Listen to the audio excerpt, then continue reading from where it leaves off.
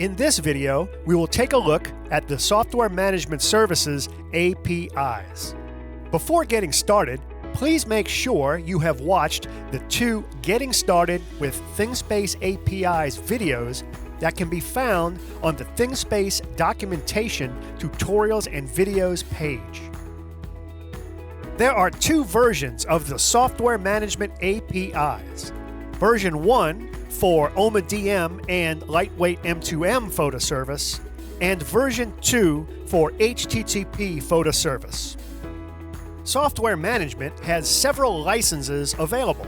These are ThingSpace Photo Monthly Recurring Charge, ThingSpace Photo Event-Based Charge, and the ThingSpace Bundle license, which includes all of the ThingSpace services: Diagnostics, SimSecure, Photo, and Location.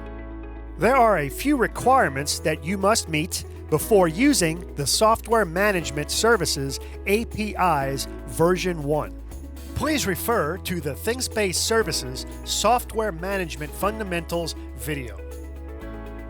When working with OMA-DM and LWM2M devices, the update is referred to as baseband firmware and is delivered over the wireless network, referred to as firmware over the air. And now, let's take a look at some of the Software Management APIs. Everything that I will be showing you in this video can be found on the ThingSpace documentation page at thingspace.verizon.com, Documentation, APIs, Software Management. To begin, you will need to make your first 2 API calls requesting your access and session tokens. Please watch the ThingSpace Development Series video, Acquiring API Access and Session Tokens, if you need assistance.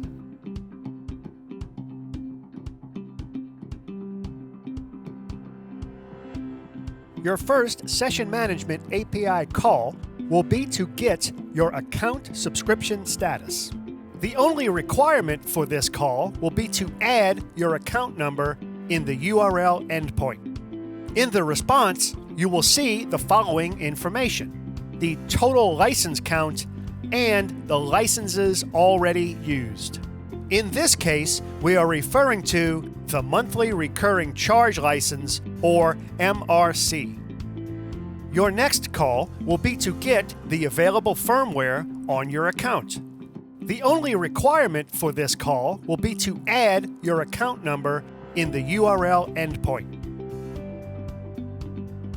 In the response, you will see the following information: the firmware name, the firmware make and model.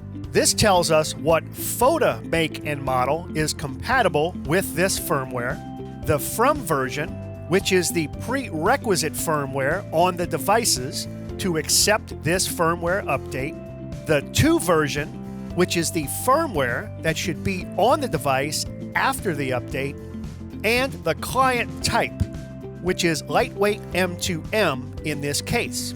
Remember, version 1 APIs are for OMA-DM and LWM2M devices, and the version 2 APIs are for HTTP. Get a list of devices on your account.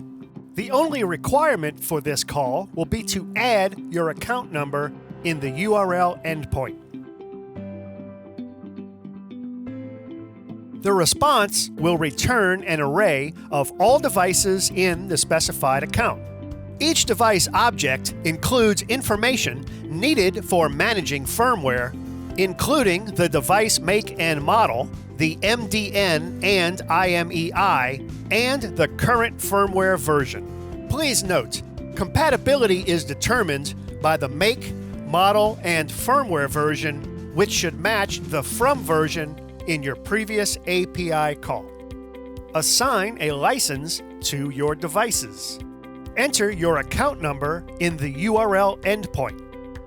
Then, add your devices in the body.